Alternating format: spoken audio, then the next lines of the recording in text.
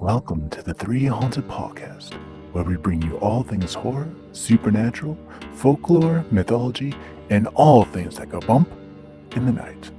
Hey guys, this is your co-host Ashley Lunar Goddess, Gorilla Girl filmmaker and horror-loving cinephile.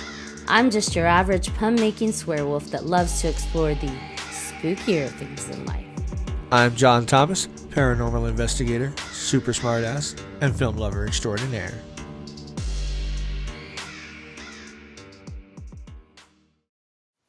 All right, and I believe we're live. Yay! I'm still learning technology on this one because usually we pre-record, but going to the live stream, we've done a few now, but I see me on the screen. I think that means it's live. Okay, right. Here we go. We are. That's me all the time. I'm always messing something up. It's a life. I feel like we do the best we can, right? So here we go. I'm gonna get us going. What's up, ghouls, gals, and all of our spiritual pals? In today's episode, we'll be discussing mediumship and tarot with our special guest, whom some of you might recognize from TikTok, Instagram, and his own podcast, which is awesome, by the way. Welcome to 3Haunted, Memo the Medium. How's it going? I feel like I look extra ratchet today because of my allergies. I think you look great. People are going to be like, who the fuck is this? Well, for those who don't know who you are, why don't you tell us a little bit about yourself? I'm fucking Memo. And this is why I love him. And I'm a medium and a tarot reader. And yeah, that's what I do every day. When did you start? Like, how long have you been doing this? I started doing tarot online right when Corona was going crazy. And then it gained some traffic, and well, here I am now.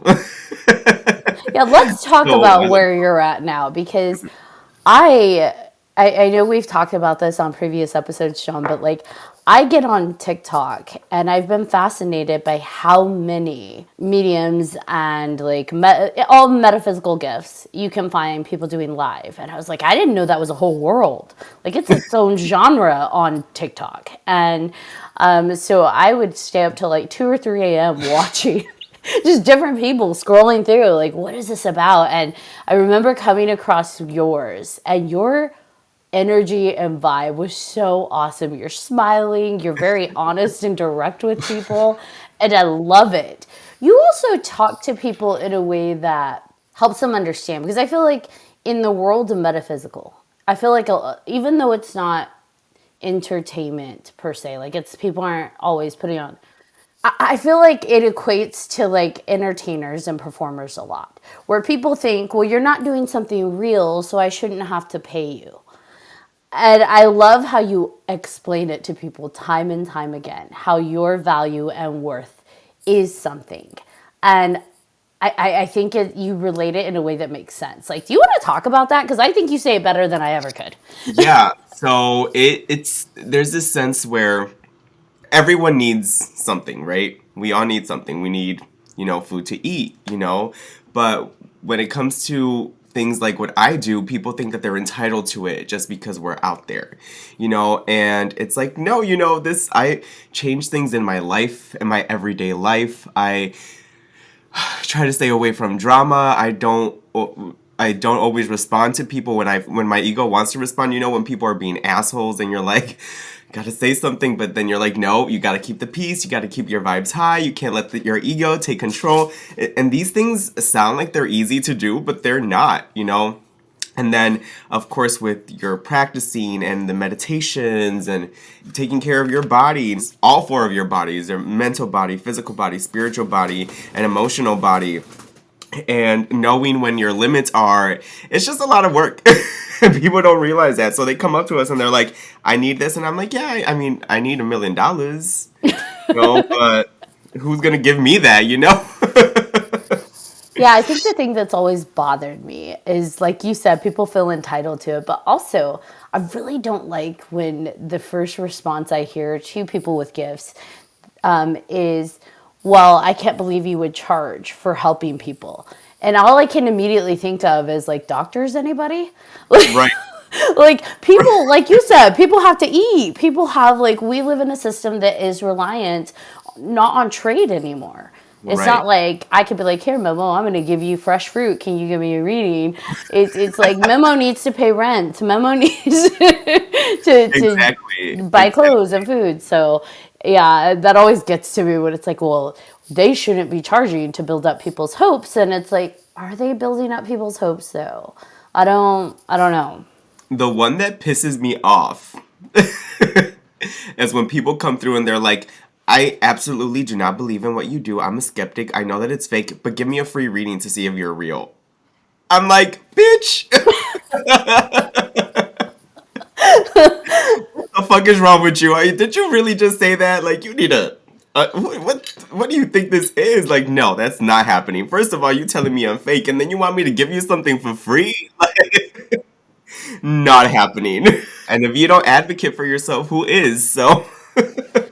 And that's the one thing I've noticed in today's society. It's really hard to advocate for yourself.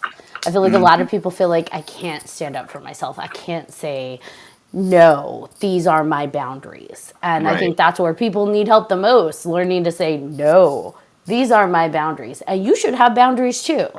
Right. Exactly.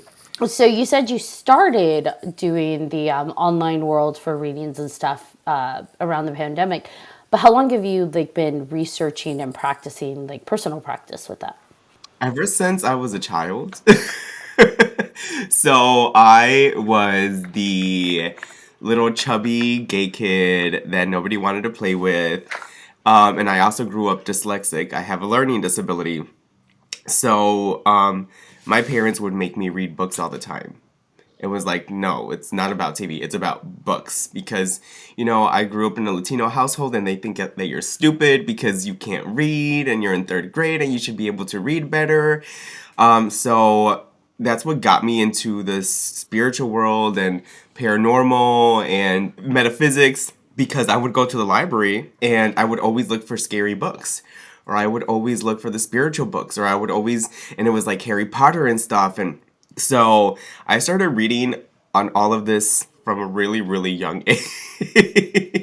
I love it. You're like, I'll read, but I'm going to read on my terms what I'm reading. Right, right. And they were like, as long as they're reading, I don't give a fuck. Read what you want.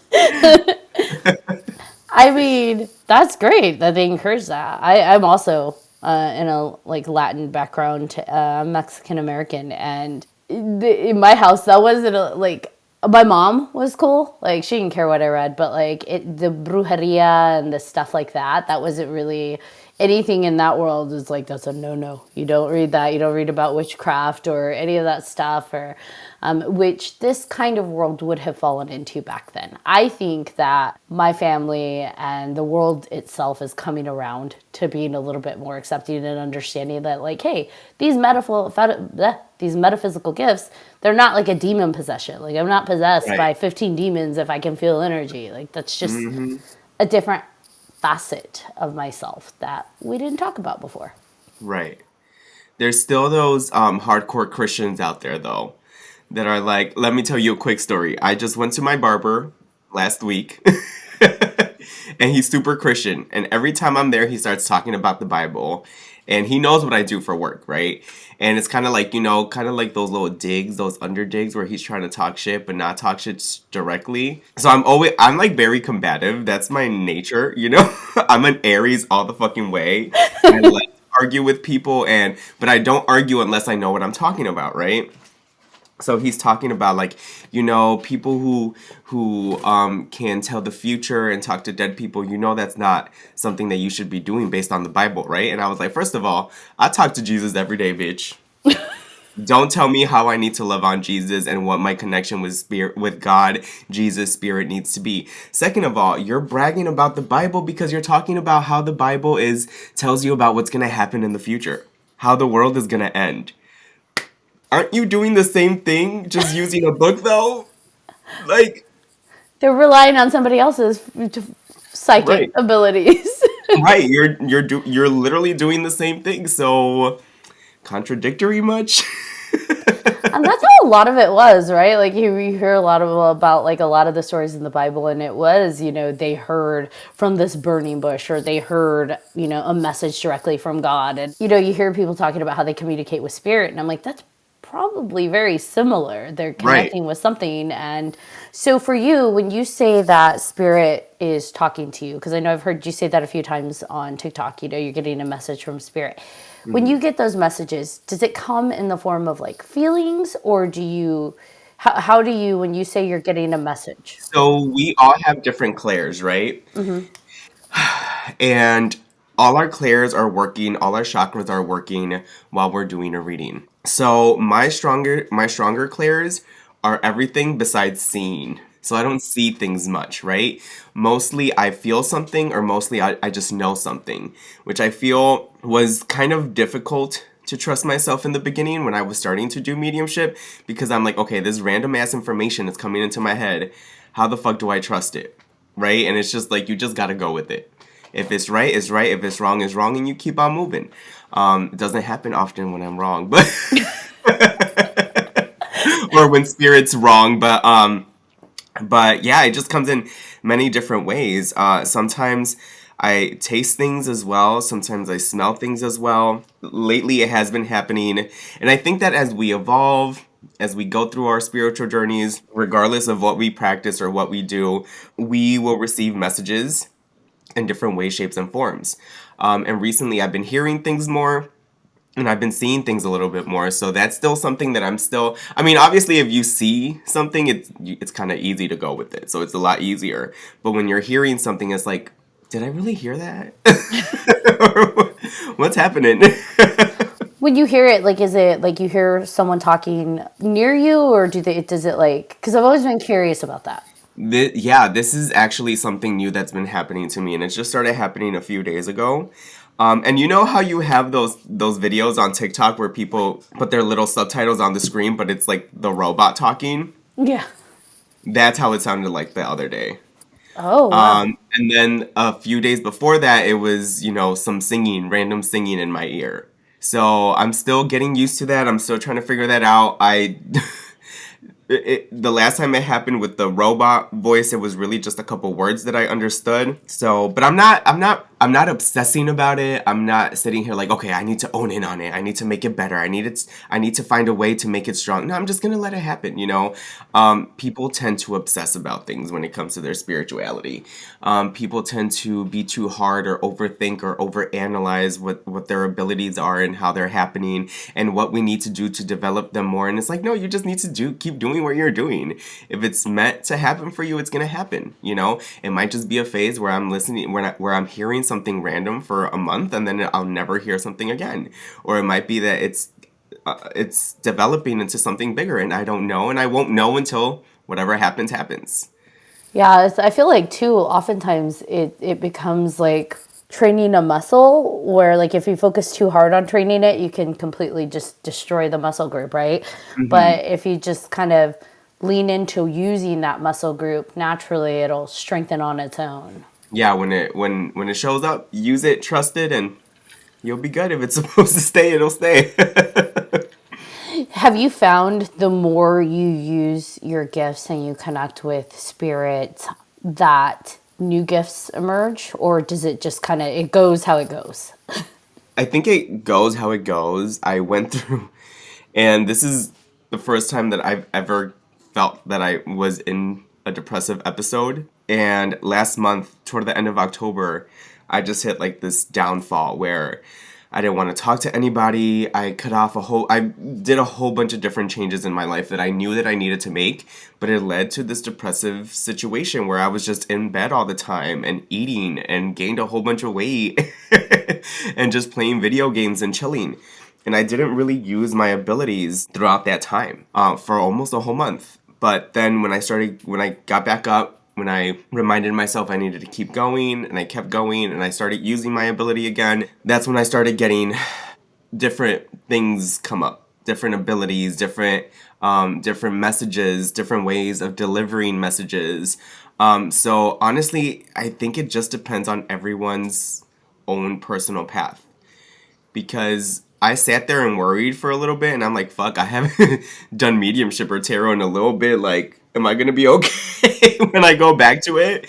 And it just turns out that it was even better after I came back to it, after I took some time off. And maybe I just needed that time off for myself to clear my own mind, to clear my own mental health, to get better mentally, emotionally, spiritually. But I never expected anything like that to happen after that. So it sounds like you needed really just like a reset. And I feel like when you're helping others, it really is easy, right? To just like forget to help your like to make sure you're nurturing yourself. And I don't know because I'm an Aries, so I'm very self-aware. I know when I need something. I know when I need, and I'm usually, besides my animals, I'm usually like the first person on my mind, and everybody and everything else comes second. So yeah, I I feel don't like I think. need to channel some of you in my life. Yes, when I was younger, I was always very self-involved. It was always me first. And I guess it wasn't I didn't always do that in the right way when I was younger, but I know how to do it correctly now that I do what I do for a living. Okay. Now, when you talk to spirit, because I've talked to a few people where they define spirit differently, and I feel like it's a personal definition. For you, what does spirit mean to you? Like when you say I'm talking to spirit or connecting with spirit? It means different things depending on what's happening, right? When I'm communicating with my own spirit team, it's everyone on my spirit team. So my loved ones, my ancestors, God, Source, um, my guides. That's what personally spirit means for me. But when I'm doing readings, spirit can mean either my spirit team, or it can mean everyone else's loved ones or everyone else's guides or God for that person's specifically. Right. Was it? I know John has talked, like, heard me obsess about this to an extent, but like, is it hard? Was it hard for you to connect to your ancestors? Because I constantly am told I need to connect to my ancestors, and I'm like, I have no idea how. But was it something you always were able to do, or No, I think no? it is hard to be honest. That's an honest answer, and I like Yeah, it. from my experience, I think it is hard because I know that they're here, but I don't always get messages from them. So I definitely do think it's hard when it comes to that. I do find myself when I do feel that I need to connect with them or I need a message from them. That's when I'll go to a tarot reader or someone that specializes in that and connecting and helping others connect with their ancestors. But that is not one of my fortes. Yeah. I've been told a few times, girl, you need to connect with your ancestors. And I'm like, I don't know how to do that. But I'm like, I can't even connect like intentionally with things. I don't know how I'm going to connect to a specific. I feel like that's hard. So what might help would be a past life regression. So if you do a past life regression, if they're a legit reader, they'll be able to tell you a lot of the things that happened to you in your past, who was in your past, just random shit that you're just like, holy fuck, I never would have thought about some of these things. And I would recommend going to a few of them that you know. That's what I did when I did my first past life regression. I got all this information that was just kind of like believable but unbelievable at the same time.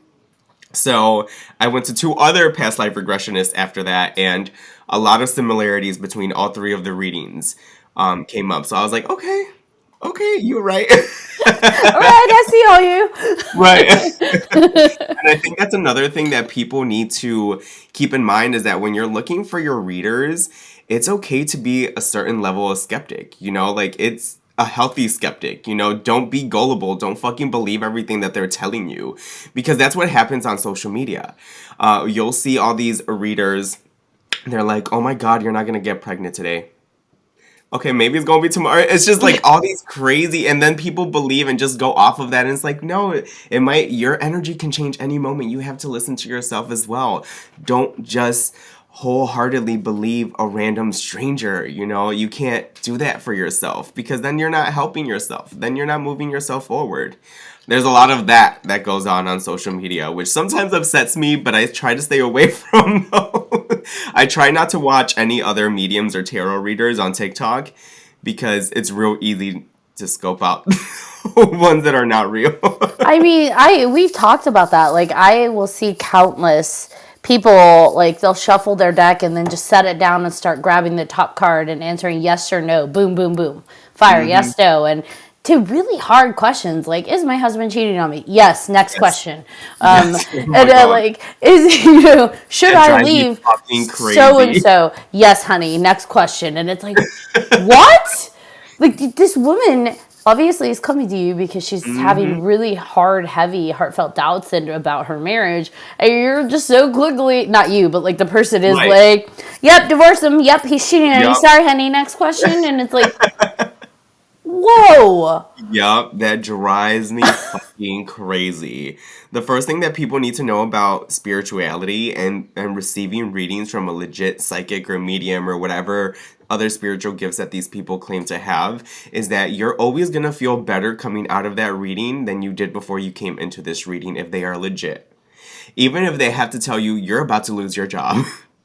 They're still going to tell you in a way that you're going to know the truth, but you're also going to feel helpful and better because spirit, God, source, whatever it is that you believe in are giving us the right words to help you to stay motivated, to stay positive, to stay in a good frame for yourself to help move yourself forward. Because if I do a reading on someone and I'm just like, yeah, you're not going to get pregnant, and then I just move on, what does that do to that person? That's gonna leave them with doubts. That's gonna make them feel worse. I've been trying. You don't know that person's life, right? Even as a psychic, I don't fucking know everyone's life and what they've gone through. That woman could have been going through many different treatments for many fucking years and spent so much motherfucking money, and then she comes to the psychic that she thinks is nice or real, and they just say no straight up and they move forward. That person's now going to be upset with themselves. Now there's going to be a depression. Now they're going to be mad at other people. Now they're going to stop trying, right? Maybe it wasn't meant for them to be pregnant this year. Maybe it's going to happen next year. But because this stupid ass reader said no and moved on like 2 seconds, now they're messing themselves up. Now this person isn't doing what they divinely need to do for themselves in order to obtain the things that they want in their lives.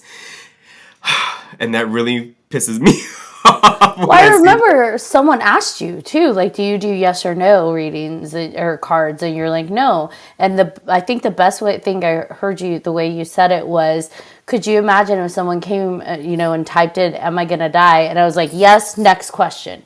Right. You're like, that person's going to want to know more. There's more to that story. There's more to that answer, and they deserve that. And when people come to you with those kinds of questions, you don't know what mental space they're in or what headspace they're in. So if I just give them obviously you're gonna die at some point, but you don't know what their mental health is. That person could commit suicide tomorrow because I fucking told them that they're gonna die anyway. It's very dangerous.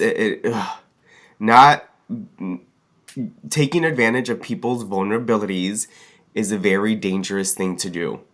And I can only educate so many people on it every day, and it's terrible. And it's these readers who are just trying to readers because they're not real readers, who are just trying to gain clout for themselves or get a certain amount of following. I saw this girl who was like, it was something about pregnancy questions, right? Am I gonna get pregnant? And it was the yes or no reading. So she's like, no. But I can tell you how. If you really want an in-depth reading, make sure you're paying $45 to my thingy right now. I'm like, oh my God, this person is so horrible. I can't believe she's doing it. Like, I saw there was a lady who was, I think she was in a hotel room, but she was doing readings and her husband was answering all the questions and stuff. And she said it to like 3 people where she's like, oh, honey, you have a curse on you. If you'd like to get it removed, you need to send me this much money. You better send it right away because you're going to want to get that removed or bad stuff's going to happen to you. And I'm like, are you shitting me? yeah, Like, that is awful. it's so horrible. And a lot of that going on social media, unfortunately. And then there's a lot of gullible people that fall for it. Yeah. I mean, we all go. And like you said, it's a vulnerable. For me, anybody reaching out to a reader, they're not reaching out because they feel secure and happy in everything in their lives. Right. They're reaching out because there's something they're questioning or they're feeling lost about. So they're already vulnerable. And it is hard when you see those people that are obviously like preying on that. It's like, oh, leave them alone. That's so mean. It's annoying as fuck.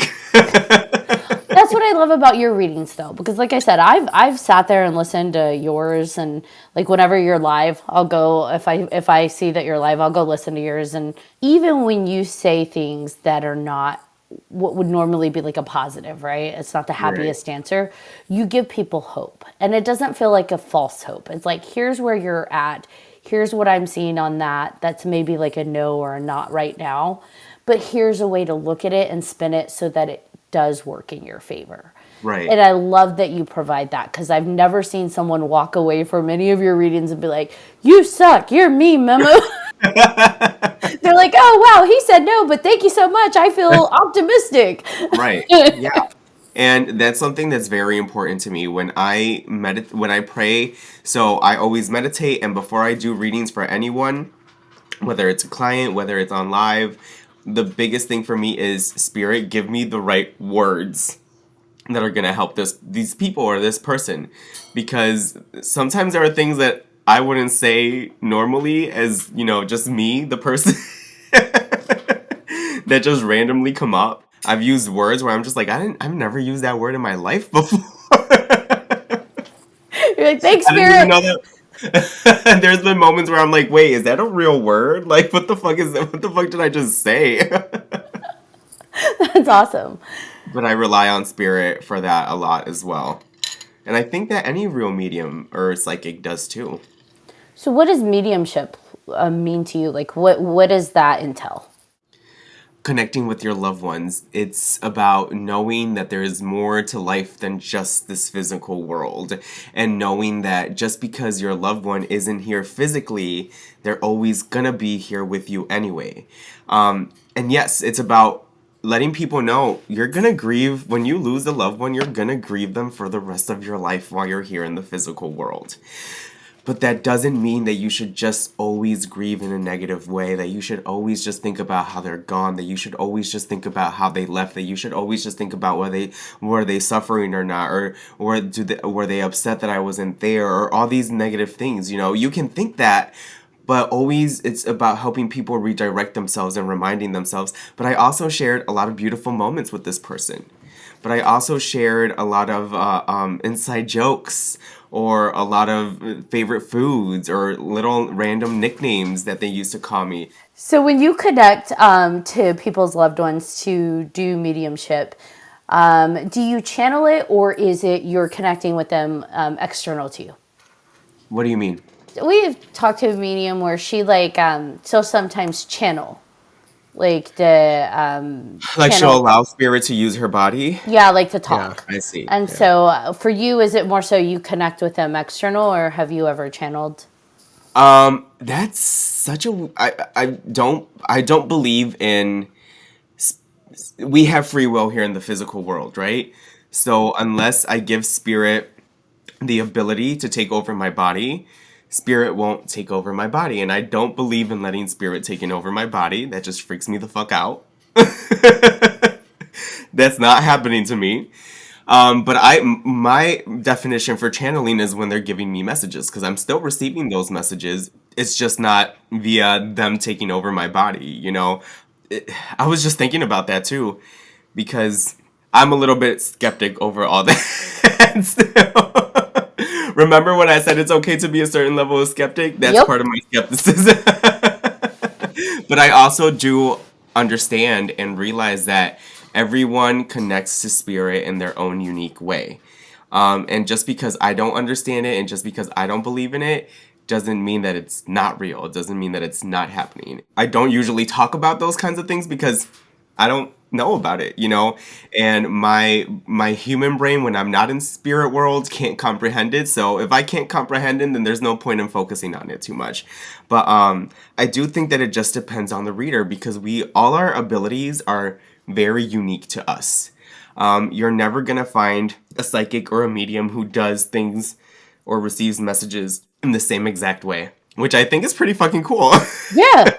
I mean, to me, it's like, this is gonna sound wrong, but like, it's like a buffet. Like, what I connect with, like, as a person who needs help, I may not connect with tarot cards, like, give a reading to me, please, because I feel lost and I need an answer to this question. I may not want, I think I saw some lady throwing like chicken bones. And so it's like, Yeah.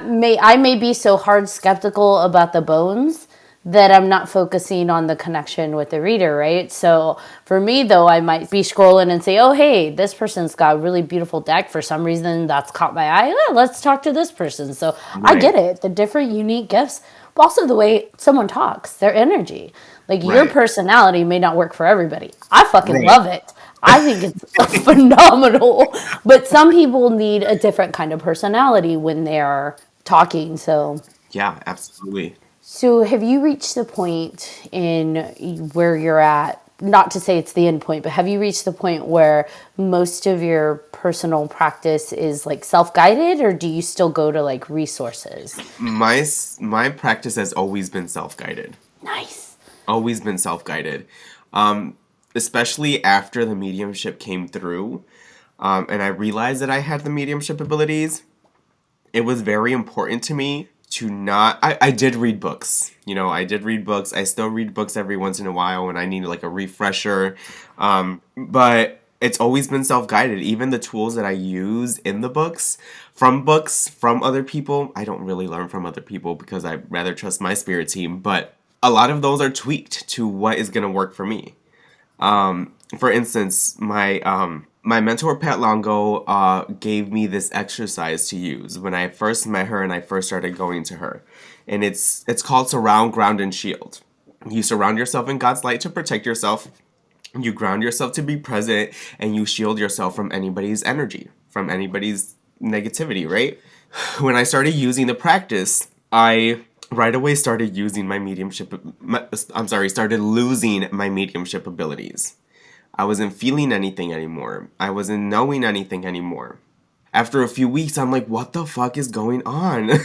Was I just imagining this for like 6 months? Like, what the fuck is happening? And then I thought about what were the changes that I've made in the past few weeks in my spiritual practice. And it was that surround, ground, and shield meditation. And so I started doing, there's 3 steps to it. So I did the steps one by one. One day I would do one step, the next day I would do one step, and the last day I would do the other step. And I quickly realized that the shielding myself wasn't just shielding me from anybody's negativity, it was also shielding me from feeling anything from others' loved ones. So I'm like, that's not happening. I need to get rid of this shit right the fuck now. Which just means it speaks to that you had a really strong shield up. Like, you were effectively shielding so much that everything was out. You know, I never looked at it that way now that you mentioned it. I looked at it as, damn, I'm stopping myself from doing readings. I need to stop this shit right now. Yes, but I also look at it as you have some pretty strong gifts. If Absolutely. Not only did you block out just people energy, you were blocking everything. Like, that's pretty. I need to learn to do that. I never thought about it that way till right now. But yeah, the moment that I realized that, it was like, okay, I need to change this up right now. And it just validated to me on why I need to follow my own intuition. I need to be self-guided. I need to allow my spirit team to be that teacher for me, right? And a lot of people don't realize that when they're starting their spiritual practices or unraveling their abilities, because people will drop hundreds and thousands of dollars on these teachers, and it's like, yes, awesome, go with the teacher, but also trust yourself, because the greatest teacher is your own spirit team. I think we've talked about that when it comes to like tarot cards too, because it's like, okay, drawing a card, I feel really compelled, these cards mean this. I know, John, you've mentioned that too, where it's like, I really feel this card means something else, but the book says this. Uh-huh. And it's like, you got to go with what the spirit is sending to you versus what like a book said. Because maybe that's what it meant for that person who wrote the book, but every person's going to have their own interpretation. It depends on what deck of cards you're using.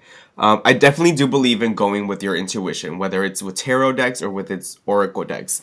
But if I pick up this card and I tell you the King of Swords means that you're using your intellect, it is the King of Swords. That the King of Swords means using your passion. The King of Swords isn't about passion mostly. It's about your intellect and knowing how to use your words and knowing how to tweak things because you're so smart, because you have so much wisdom, right? So it really just kind of depends. It really just kind of, and then you can use. How did I use to explain it? It's kind of like an outline, you know. It's like a big point. This is what this card means specifically, but there's still bullet points under what the card means, and that's where your intuition comes in. This is the main focus of what this card means, but my intuition is still telling me other things, not just what is tied to the tarot card's meaning. But when it comes to oracle decks, absolutely, because oracle decks, they're all different, right? So everyone has a different message, you know, spread messages of peace and harmony, and that can mean different things for different people. And if you're using oracle decks, it's very important to rely on your intuition, because depending on the person that you're reading, it's going to have a different meaning for different people, or it might have the same meaning for 3 people in a row if the same card comes out, which doesn't usually happen. It's a group, it's a community reading at that point. Right. Exactly. I think because there was one of your decks I had seen and I was like, wow, that's really beautiful. What is that? And I started it on Amazon. At some point, I just need to add it to my cart. But I'm not really a tarot reader, but there's certain decks that I've seen where it's like, I feel compelled, I need that. So I'm just kind of going to listen to myself, I guess. Build up a collection. I know. I'm just going to, they're like, you read tarot? And it's like, I like the cards. Just bought them for the artwork. The beautiful art. Bought them for the artwork. Yeah, I mean, that's how I buy my cards. That's how I buy my decks. I go based off of what I feel connected to, whether it's the artwork, whether it's where they're from, whether it's the subject of the cards. I have a lot of dog decks because I love dogs. I love that you said your dog is one of your soulmates, one of your soul family. Yeah, he's definitely, I think that the thing that social media has corrupted people with is that our soulmates are our romantic partners. And that's not, oh, yes, your soulmate can be a romantic partner, but that's not the only that's not the only soulmate you'll ever have in your life, you know? There are many different soulmates. It can be your child who just understands you and you connect with and you're always there for each other and you can read each other. Or it can be your doggy, or it can be a parent, or it can be a best friend. It can be a fucking hamster, you know? It just... and it's because we all have souls, you know, we all connect. It's so weird just how even the soul inside of an animal can still find you in a different life. That has always fascinated me. It's kind of insulting to kind of just say that only a romantic partner can be a soulmate, because you have so many soulmates and you can have so many at the same time too, you know? Yeah, I think about like soul families, that feeling that we get, right? I think, at least for me, that's how I've started to associate with it, when like you meet someone and to me they feel like home. Like you don't know them, you know nothing about them, but it's like you meet that person and you instantly feel like, I want to hug you, and you feel like home. For me, that's like a tell sign that like, I think our souls might be traveling together. I don't know. That's just me, though. I don't know much about this world. Not to sound like a sap, but I think, Ashley, you and I are somewhat soulmates there. Definitely. Oh, I love that. Yes. Our soul family. And I was having a really hard time with like my sleep and dreams, and he actually messaged me and was like, "Are you okay?" And I'm like, "How do you How know the I'm fuck not did you know okay?" that? Yeah, exactly. Isn't that always freaky? Like, holy shit. It's like amazing, but still freaky at the same time. Like, how the fuck do they know? You know? That's how I feel with you though. Like whenever you're doing stuff like on your readings and your lives, I'm like, how does he know this? It's like he's piercing people's souls. It's so amazing. It's all spirit. It's all spirit. I always remind people to always think their spirit team and their loved ones because, yes, I'm the one giving you a physical message, but if they didn't exist, I wouldn't have a message to give you. Do you ever receive messages when people want you to contact like their loved ones, or when someone does present themselves to you like a spirit? Do you ever have messages that like you just don't want to relay, or All the time. oh no? All the time. But that's why I rely heavily on spirit giving me the right verbiage and words to use. Because I don't want to tell people that they're gonna lose their job. I don't want to tell people that they're not gonna get pregnant. I don't want to tell people that their person is is cheating on their ass. Like I don't want to do any of those things. Like I'm gonna use this as an example. I had a lot of issues with mediumship readings over the summer because I was getting a lot of children that passed away. And I fucking hated doing those because it's really hard to not feel your own emotions when you're talking to someone who lost their 3-year-old. When you're talking to someone who has had so many miscarriages. When you're talking to someone who had their 21-year-old for 21 years of their fucking life and then suddenly they die in a car crash. Those are messages that I'm not. Obviously, I have to do them and I want to do them because I want to remind their loved ones that they're still here, just in a different form. But they're readings that I'm not fond of because I'm still human and I'm still going to have my own emotions. And it's hard to, when I'm doing readings, I disconnect from my own ego, my own feelings, my own thoughts, my own emotions. And for some reason, when it comes to children that way, it just fucking gets to me. Yeah, that would wreck me. Yeah. How do you process that though? How do you like make sure you're okay after those? I think as we do what we do, I've only been doing mediumship for 2 years now. So I think as we continue doing what we do, we realize that there are things that we should include in our practice. And after going through all of that, I did start including in my practice to let go of my own emotions. Because when I first started doing mediumship is I still want people to remember that I'm human, and I still want people to remember that I have empathy for them, that I can feel for them, that I understand or try to understand what they're going through.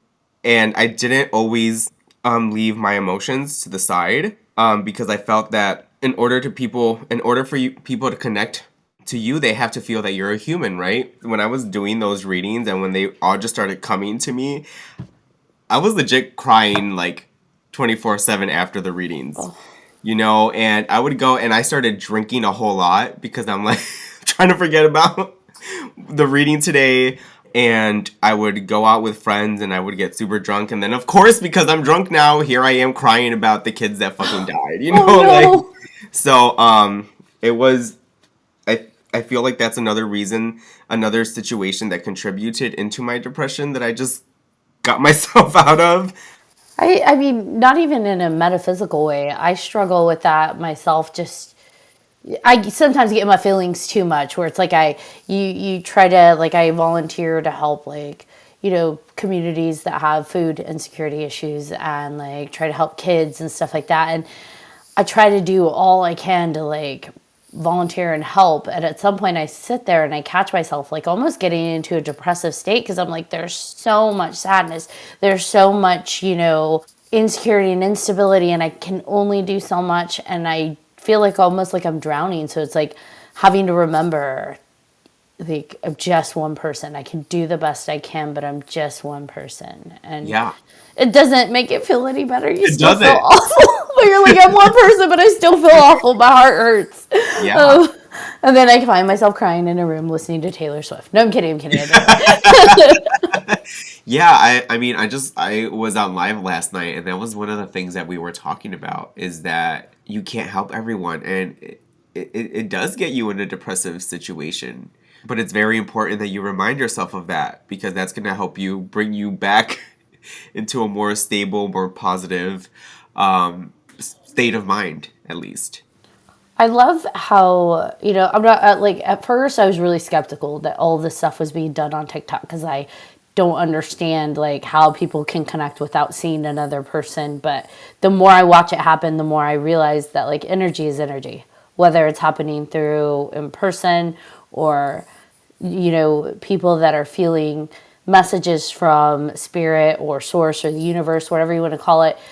They're going to say what needs to be said in that moment. Right. And I have been watching it for a while now, and I think that, like, this is pretty amazing. Because there are so many people that, we talked about this a little bit earlier, but, like, there's so many people that feel lost and vulnerable and going to the standard, like, Christian church or Catholic church or whatever religion isn't for them. Right. Like, that's not their thing. And some people, like myself, I don't really trust going to specific professions to talk things through because it isn't for me and I haven't had the best experiences. And at the end of the day, people receive messages in different ways and they need to listen to themselves and how are they going to best receive it? And I love that there is this community out there that is metaphysical, that is, yes, there's going to be people out there who are full of shit. We know that. That's in every profession. Just like any profession, yeah. Yep, it's everywhere. There are going to be those. But ultimately, it is helpful. There are people being helped and just need to hear life advice and life choices and coachings from others that have that care and that open welcomeness and understanding. And I think there is for the legitimate people with metaphysical gifts, there is something genuine in the energy that comes across, that you just feel it. This person's not full of shit. Right. Even if they get it wrong. Right. Like, you know what? That just didn't translate through, but they're not a full of shit person. And I think that sometimes people don't realize that with psychics or with mediums, there will be moments where we give you a message and you don't understand that message. There's so much when you're receiving a reading, some people are nervous, some people are excited, some people want to hear only specific things, right? When people have that mindset, they're closing themselves off to some messages. And then when they lose that mindset after a reading, they're like, oh shit, that was real. Like, that's what they said that the other day. I cannot believe I'm just thinking about it 3 days later. I get those messages all the time, and it's okay for people when we're doing a reading to say, you know what, I really don't understand it, and I'm like, okay, let's move on. And then there's been moments where even 10 minutes after the reading was over, they're like, oh shit, you were right. You said this, and I just remembered this. And I think that spirit does that purposely to keep the reading going even after the reading is over. And I love that. I think, too, it's like, I know what you want, but here's what you need. Yeah, exactly. So the thing I love about your Instagram and just the way you operate in general is you give really awesome advice. Thank you. It's spirit, though. You said that there's something you do and you encourage other people to do, and I loved it so much, and I've been doing that lately, is you ask spirit to... something magical? Yeah, to do something magical or beautiful that day. Like, and I love that. Can you explain that a little better? Because I'm going to just totally mess it up. So, actually, that is something that I saw from a creator on TikTok. There's only a handful of people that I believe are real readers or real witches, and this one came from one of those people. Because I never thought about that before, I mean, I always ask spirit to bring good things into my life, to bring abundance into my life. And I came across one of her videos and she was like, ask spirit for something magical and then just be open to it, right? Magic and miracles don't just happen in the form of money or in the form of a new job opportunity or in the form of a romantic partner. They can happen in the form of someone smiling at you at the grocery store and saying that they like your shoes. And when you put yourself in that mindset of something magical is about to happen to me, and you receive the smallest thing, I found $1 on the floor. You're like, oh shit, that was the magic, you know? And yeah, and it raises your vibration, and it makes you feel better, and it makes you think better, and it makes you gain momentum, and it makes you want to keep asking for these magical moments, right? And you automatically raise your vibration when you do things like that for yourself. So I was recently on vacation, and so my whole life I've been, and I wanted to share this with you because I thought about you. My whole life I've wanted to encounter a sea turtle because I never thought I was going to actually go in the ocean or do any of that. Like, I grew up in like a really small, dry town in Texas. And so I never thought, like, in my life I would be snorkeling in the ocean. And Did you go to Hawaii? yeah, I did. Oh my god, I was supposed to go to Hawaii, but anyway, continue. It was my first time there. But so this crazy series of events. We went snorkeling, beautiful reef, and I'm like, this is amazing. But I was so like focused on like, I hope I see a turtle because the lady's like, you got to look for this. I was still enjoying the moment. It felt really surreal, actually. I felt like my body was floating. In more like, I know it was literally floating, but I felt like my brain and everything else was floating too. It felt really magical. Right. But that day, I was like, I hope I see a turtle. Spirit, please let me see a turtle. Universe, please let me see a turtle. And I so want to see a turtle. I did not see a turtle. I got out of the water. He was in the, like, he had gone in right after me and with our daughter. And then they come back on the boat and they're like, we just saw the biggest turtle. It swam under us. And I'm like, oh. but that was okay because then afterwards, like, I was so like sourpuss, not to them, but inside I'm like, oh man, if I hadn't gone out, I would have seen the turtle. And then we saw a bunch of whales and dolphins, and then I forgot my bad attitude. And I'm like, this is magical, right? Yeah. I almost missed the magic because I was so hyper focused on the turtle.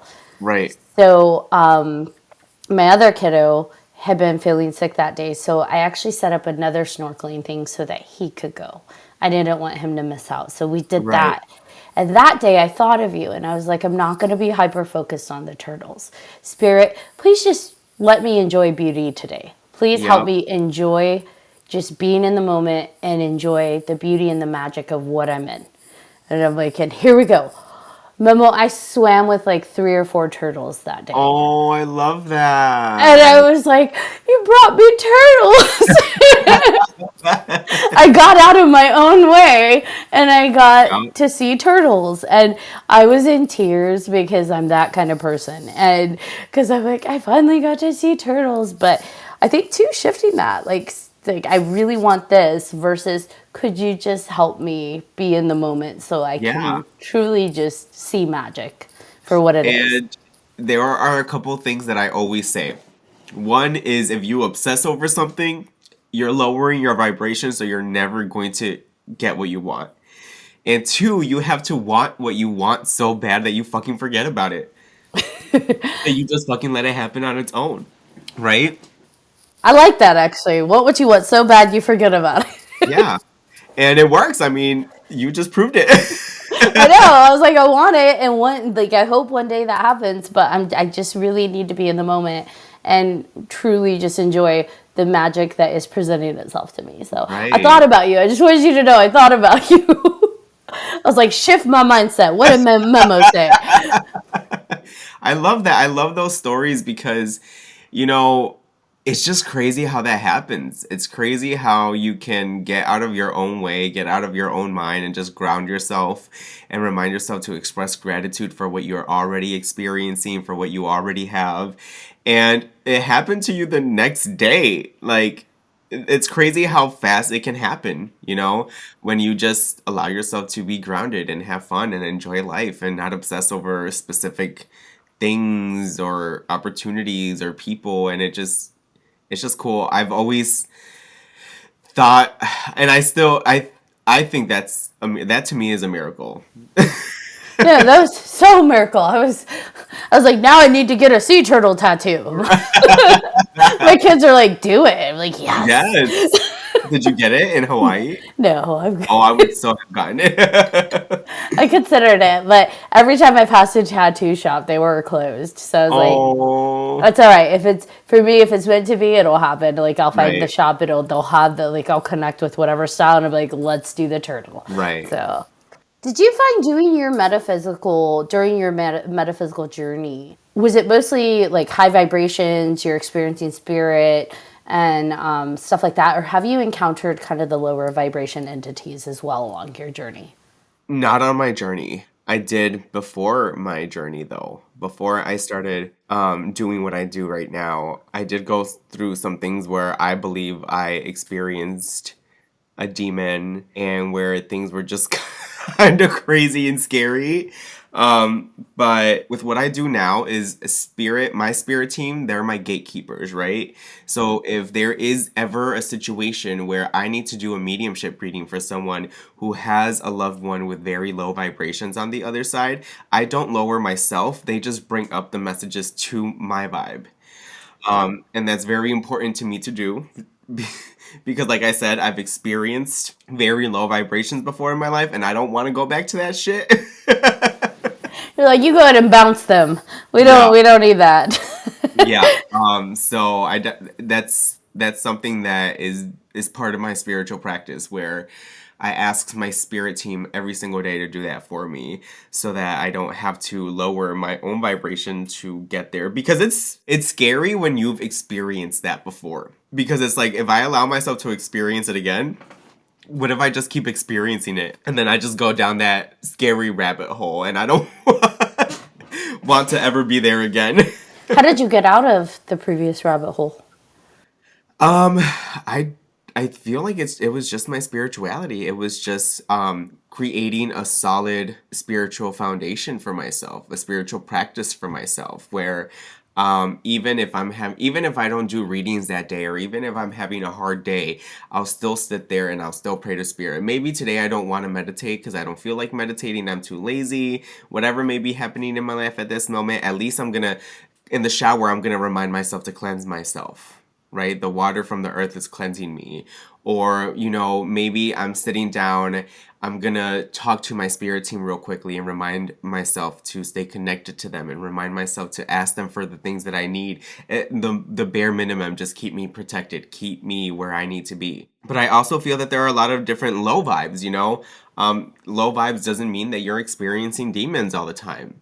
It can mean that you went through a depression. It can mean that you're going through normal human emotions and situations, right?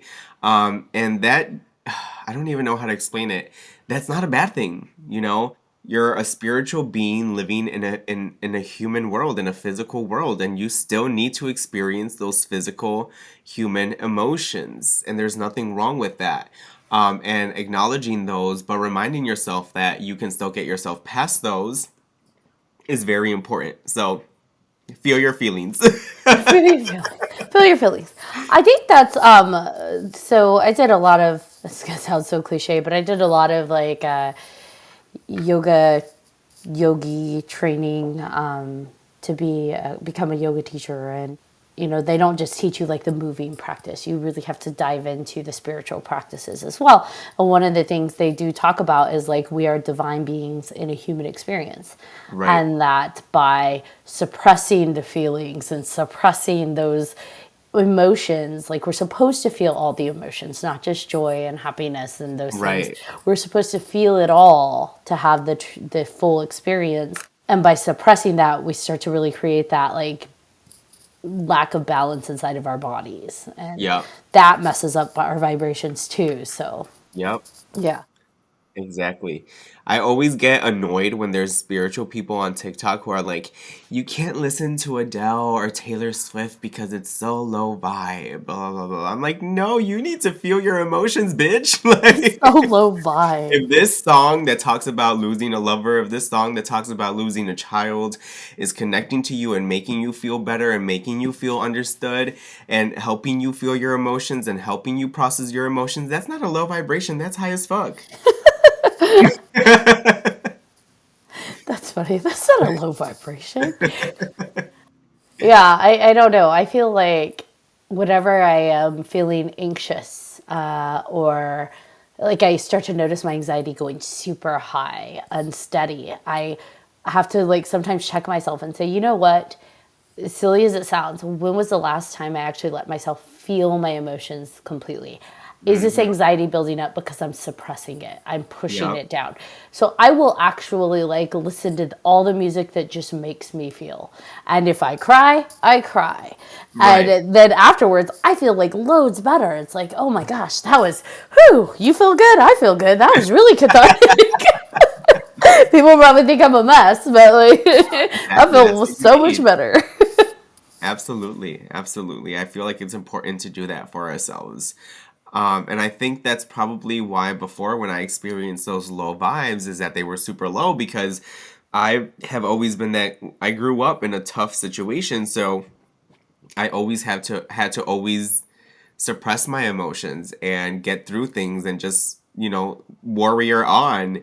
And because that's what I did my whole life, it wasn't easy for me to feel my emotions. And because of that, it triggered all the crazy things that I went through when it comes to like paranormal shit. But yeah, it definitely makes a difference. Absolutely. So I know your awesome podcast. Your awesome podcast talks about, I feel like a lot of the stuff that we all talk about here too. Except you go into also true crime, which we've only dabbled in a little, but not much really. And I know you told me one of the episodes not to listen to before bed if I get scared. And I do. I will totally dream about it. So I need to listen to that one once I'm, earlier in the day. So Right. could you tell us more about your podcast? Yeah, so I actually haven't done it in a while. But my podcast was more of an idea of doing true crime and paranormal and spiritual stories.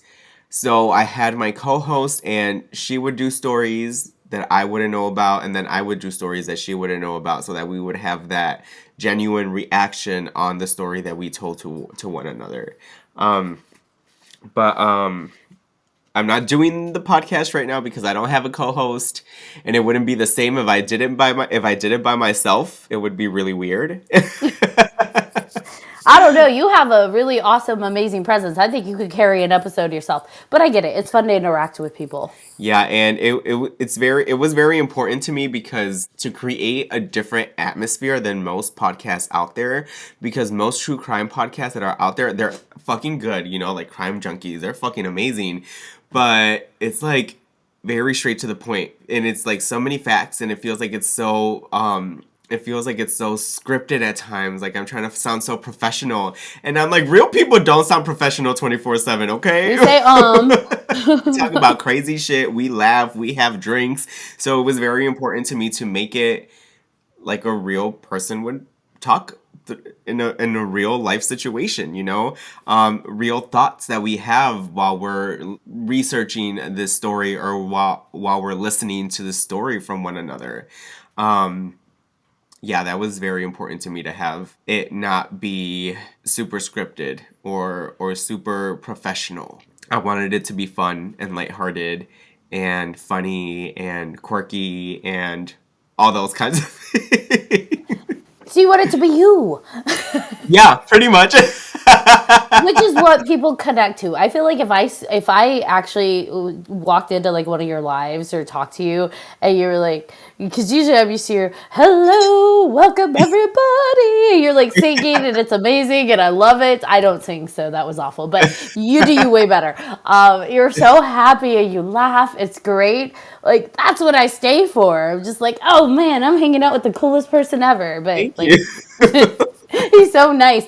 And I feel like, I'm not going to lie, like when you've been on live, sometimes I go in like I'm in a cranky mood and I'm grumpy just from the day. And then you're so happy. You're like singing and welcome everybody. And I'm like, by the end of it, I'm smiling and I'm like, this is a better day today. Well, I love to hear that because that's actually also part of my prayer to spirit is that whoever is exposed to my vibration, to my aura, to my person in any way, shape, or form, it's important for my aura from spirit that spirit gives me to elevate people's vibration just by being exposed to me. right? Whether it's by looking at a picture of me, whether it's by hearing me, whether it's by talking to me, whether it's just by seeing me on a video on TikTok or Instagram. It's one of my priorities. It doesn't matter if people come and purchase a reading from me, or if they want to interact with me, or if they follow me at all, or if they even comment. But it's important that we still help people in some kind of way. And that's something that I ask for from Spirit every single day. Every single day. It's effective. And I feel like Spirit's having to over-deliver to change my grumpy mood sometimes. And I'm like sourpuss coming in, and then I leave, and I'm like, hello, everybody. And they're like, what happened to you? And I'm like, memo effect. That's so funny. So one of the people watching, she owns a haunted Airbnb here in California. She asks, it seems like trauma is a gateway to abilities. Do you agree with that? It just depends on that person's experience. And it just depends on that person's divine path, because I can have so much trauma in the world, and just because I have so much trauma in the world doesn't mean that I'm going to have this random ability to talk to dead people, or this random ability to tell the future, or this random ability to give spiritual healing or energy healing. It's hard to say. I can only speak for what I've gone through in my own journey. We all have our own abilities. All of us, regardless of any trauma, regardless if we went through 75 years of trauma, or if we went to 2 months of trauma, or no trauma at all in our lives. We all have our own abilities for ourselves. But trauma doesn't make it a gateway. Trauma doesn't mean just because I've been through all this in my life. Teresa Caputo is a really good example. Teresa Caputo always talks about how she has had the best fucking life. Her parents were always there for her. Her parents are still alive. She's almost 60, and her parents are still up and living and doing amazing. And she's always talking about how lucky she was. She was never bullied. She never had to miss out on anything. She's always had everything that she's wanted and needed in her life. And still does, right? But she has this amazing ability to still be a medium, and she fucking tours, and she's still fucking touring, and she's doing all these amazing things for people. But trauma does not always, again, it just depends on what your true divine path is here in the physical world. And can I from my perspective, I almost feel like people that have a lot of trauma in their present life, it almost makes it harder for me. It seems like a lot of people have to go through that rabbit hole of dark journey to get through, and they have to deal with their own healing and all of that built up trauma just to unblock their shit so that they can connect to their abilities. It just seems like everyone I've talked to that has had that traumatic past or hard life, they really have a lot of personal work they have to do first, a lot more, right? Just to be able to get to those abilities so they're not completely flooded by the trauma and the vibrations of that. And no, yeah, absolutely. Because I can relate to that. Because like I said, I grew up the way that I grew up, and it made me build this tough exterior where I didn't feel my emotions, where I needed to compete with everyone, where I needed to be better than everyone just to get ahead for myself, because I thought that was the right way to do things. So that, along with, growing up, how I grew up, and then all that additional mental trauma that I gave myself as well, that blocked me from my abilities, that blocked me from being able to do what I do today. And then when I finally started, and I said, fuck this, I need to heal myself. I need to feel my emotions. I need to be the real me. I need to trust myself. I need to not worry so much about what other people are saying, doing. I need to not be so competitive with everyone. I need to not be so egotistical all the time. I need to not have a wall up 24/7 and think that there's always some kind of hidden agenda from other people that I just met, or other people that I've already known for forever. When I finally allowed myself to say, you know what, I'm just gonna love myself, trust myself, feel my emotions, cry when I need to fucking cry, get mad when I need to fucking get mad, and take a day off if I need to take a day off.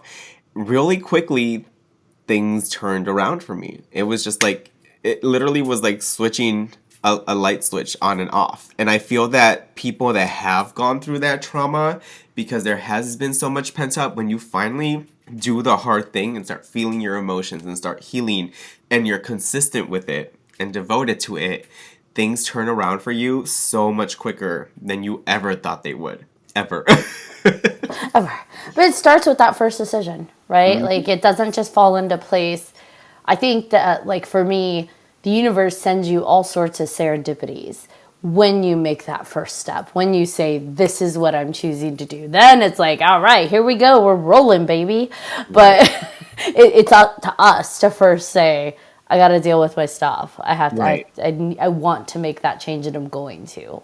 I love that. Yeah, exactly. Now, I know you communicate with spirit. Have you had any paranormal experiences? I do all the time. I mean, I'll even have them sometimes on my lives. I love how you say it so calm all the time. That shit Yeah. scares me. I was actually there's this video that I posted where I caught a little bit of something on TikTok. Someone had given me an idea off of a TikTok video that I saw. They gave me an idea of a video that I wanted to do. And I'm like, oh my God, I'm going to do this video with ghosts. So I set up my station, where I'm at right now. I put up my phone and I start recording, and I have ghosts on my lap, and we're talking, and out of nowhere we hear the fucking dishes fall in the kitchen. The kitchen is downstairs. And in the video, you can see, even Ghost is like, we're both looking at each other like, what the fuck? Oh, ghosts is gonna be like, did you hear that? Are you gonna handle that? Yeah. Literally what happened, I was like, Ghost, did you hear that? And he's like, and then he just starts barking and runs off. That's awesome. Yeah, but it happens all the time. Especially when you do what I do. I don't see things often, but I will see, like, things out of the corner of my eye, or things in the bathroom will fall, things in the kitchen will move around, things here in my room will move around. It happens all the time. That's how I don't get how you can watch the paranormal investigation shows like right before bed. I remember you were doing that on your live. You're like, I can't go to sleep. Let's watch a paranormal investigation. I'm like, what? I do the same thing. Don't you're bother with calming. It's so calming. I don't know why. It's just so fun to do that. And I like to watch animated horror stories on YouTube. And they're just so fucking... There's been moments that I have gotten freaked out. Because when I forget to, set a sleep timer on my TV, there'll be moments that I remember one time I randomly woke up. And the whole screen was dark except for, like, the scary-looking devil on the TV. And I look up and I'm like, oh, shit! You scared yourself. I'm like, you dumb bitch. You forgot to put on your sleep timer. I've done that too. Awesome. It's You so have? cool, man. Yes, it's so fucking scary, I swear. That's It is. hilarious. It's like, 'cause you just woke up and you're groggy and still stupid as fuck because you don't know what's going on. Right. And then you look up to your TV and there's a fucking demon on the TV. You're like, oh, fuck, what's happening? You like It's throw my the time. remote. I'm sorry. Yep. I'm coming, Lord. I'm coming. Yeah, it's happened before. So now I don't make that mistake. I have to remember to put my sleep timer on. Oh, man. Okay, so we always ask all of our friends that come on to this show on the podcast, what is your favorite horror movie?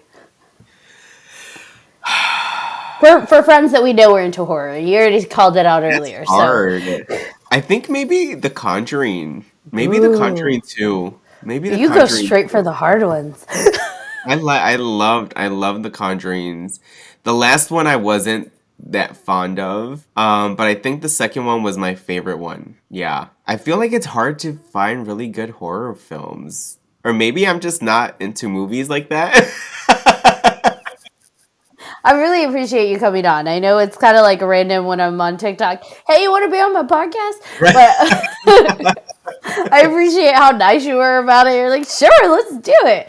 So, yeah, because I had a feeling like just talking to you would be really awesome. And your personality and your energy just is so on, like, you see what you get. I don't feel like there's anything hidden, like, oh my gosh, you're going to turn the screen off and be like, these bitches.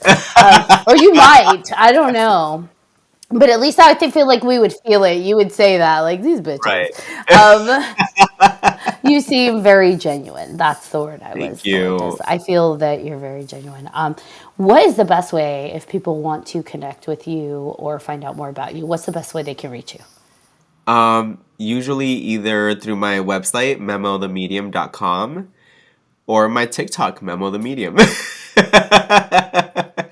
Memo the Medium is right. And be very careful on the TikTok, my friends, because Memo is so amazing that people have created hack accounts. Like A lot. a lot of duplicate accounts because I've gotten like 5 different follows just from interacting with you from memos, and I'm like, that's not you. But so just be very careful. All the time, don't put your shit out there. In the comments, everyone's like talking about how their mom died or like when they died and giving all this personal information in the comments when I'm doing live videos or just lives in general. And people have to remember and realize that it's a public platform. So these scammers realize that you're gullible and need a reading through the messages, through the extra information that you're giving in the comments. So I don't know what they do, but I imagine that they literally sit here and write down every username that just gave all this extra information out. Then they make the fake account, then they reach out to you, then they scam you for their money. That's why I like that most of you guys are like, you'll put in your little bio that I will not reach out to you for readings. Like, you contact me, I don't reach out to you, because that's, I think, the one of the tell signs is if someone follows you and DMs you for a reading, then probably just that's not a thing. And it almost kind of goes how you said earlier, where there's some readers who are like, hey, honey, or hey, love, hi, love. It literally starts off like that. Like, hey, love, I feel something towards you. I really feel that you need this reading. Give me $57.77 and I can do it for you right the fuck now. John, I thought you had left because on my screen you're frozen. Oh no! I'm possessed. I'm just joking. And I'm like, oh, I think John stepped away. No. You've been frozen the whole time on my screen. It happens a lot. We get a lot of weird shit happening when we do these. So. Oh my god. Anytime we talk about metaphysical stuff, like our screens start blipping out and like things go nuts, and it's like, okay, well, the activity is hot. It just happened to me via Zoom for the first time ever the other day with a client. I had I use Zoom all the fucking time, and I've never had an issue with Zoom before, right? So here I am. I'm waiting for the client to come through into the Zoom meeting. I put them through, and they can't fucking hear me at all. All the mics are on. Everything's connected fine. I tried to transfer the headphones. It wasn't fucking working. I'm like, what the fuck is happening right now? And then I started using my phone, and it still wasn't working on my phone. I'm like, what the? And I could tell that she was fine on her end too. It was weird. It was really weird. And I was a little worried coming into this because I'm like, fuck, what if my shit fucks the fuck up all over again? It would be the norm here. So you'd fit right in. It happens my electronics never work the way that they're supposed to. Ours always messes up. My TV, my phone, my iPad, my desktop, nothing ever works the way that it's supposed to. You're the guy who can block out spirit. So that doesn't surprise me. Your energy just like, pew, sends it all crazy. Yeah, it's weird. There's been moments, I've had experiences where it freaks me out a little bit because I've been driving late at night. You know, when you go out to a bar and you're drinking, you wait till you're sober enough to be driving, you know, because you don't want to be driving drunk or whatever. And there's been moments where I'm driving, it's dark as fuck, it's like 1, 2 in the morning, and I'll come up to one of the street lamps, and the street lamp will fucking turn off. Oh. I've had that issue growing up, my whole life growing up. Like, even walking down the street, and that shit would just happen. Like, it'd turn off. I'm like, okay, well, what the fuck? Yeah. Maybe y'all have some curses on you. There's a lady on TikTok who will cure that for $56. $75.99. No, I'll $300. I'll keep my curse. Thank you very much. You are in luck. I'll keep my curse. I'll keep it. It's fine.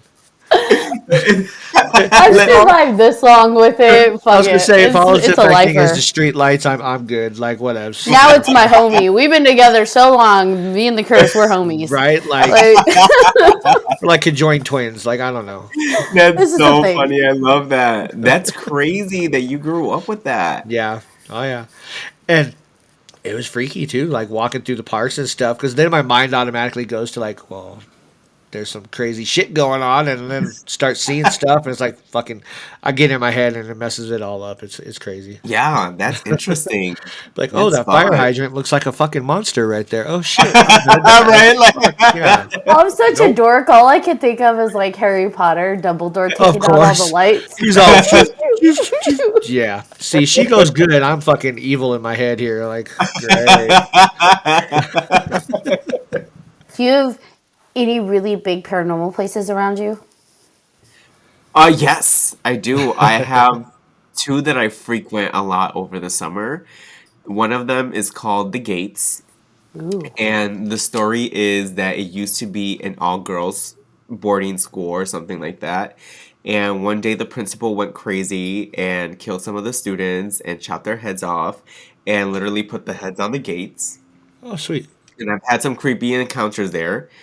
And there's another place called Devil's Pool, Ooh. which is behind this cemetery, and the cemetery is haunted as well. It's a cemetery from the early 1800s.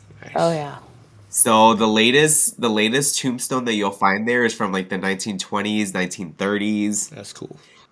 Behind the cemetery, it's a really small cemetery. Behind the cemetery, there is what they call the Devil's Pool, where supposedly devil worshippers go and do their sacrifices and stuff like that. And I've actually gone in all the way during the day to where the Devil's Pool is at. They have like cellars in the ground. I don't know how they made them. I don't know how they built them, but it's like a square big enough to fit like a good sized body. And if you look into the cellars, there's like couches there and they have their tables there. There's this little place where I assume is where they do their rituals. It's literally maybe like a 10 by 10 foot pond. And when I went, I was still in high school when I went all the way in there. They had the hood of a car, they had taken off the hood of a car and they had spray painted on the hood of the car, God is dead. And they had it sticking into the ground where that little pond was. And when we went there, I was like, this has to be where they do their motherfucking sacrifices. Like, this is where the shit happens. Yeah. Do you ever, with those like kind of places, do you ever feel the energy is different? Yeah, I mean, it does feel different. And sometimes you channel different situations, different things. But I try to, if it's negative, if it's bad, if it's not a good soul, if it's not a good spirit, it ain't allowed. Yeah, your spirit gatekeep that. Yeah, it ain't allowed. Don't let it happen, spirit team. Got my back. Do you, when you're going to these kind of places, does your spirit team ever like give you sensations like you don't need to be here, like get out? No, with my spirit team, it's very important that they still let me live my life and let me make my own decisions. I don't even do tarot readings for myself. Like, I just want to experience my life and do what I want to do, and I don't want to have to worry about being guided 24/7 unless I absolutely need it. When I go into these situations, I just go into them knowing that I'm protected and that nothing negative is going to happen to me, and that's it. I'm just there to experience. You sound like me. I have big authority issues. I'm like, who are you to tell me what to do? You don't tell me what to do. I tell me what to do. Right. I make my own decisions. I'm a grown-ass bitch. Exactly. Yeah, I have those problems. And John thinks it's hilarious. Someone like tries to boss up on me a little, and I'm like, You said what? Face, yeah, this is not going to end very well for you. Hell no. I just sit back and watch the disaster. I'm like, you're fucked, buddy. Like, Fucked. I'll just let it happen. Just let it happen. John's like, where's my popcorn? Holy cow. Well, gosh, this has been awesome, Memo. I'm really glad you came on, and I appreciate you going overtime with us. Like, this has been so fun. You definitely brighten my day. I'm just like, yay. yes. And love to hear your laugh. You're amazing. You're a wonderful gift to the world, and I appreciate you coming on. Thank you. You guys are too. All right, John, you want to bring us home? I do, because my dog's squeaking in the background. She's like, I'm ready to go to bed. All right. Again, thank you everybody for watching this episode, listening to this episode of 3Haunted Podcast with your host. I'm John Thomas. I am Ashley Lunar Goddess. And if you haven't done so already, please like, follow, and subscribe to all of our social media. And I skipped something, but that's okay. Until next time. Until next time, motherfuckers. I'm joking. Yeah.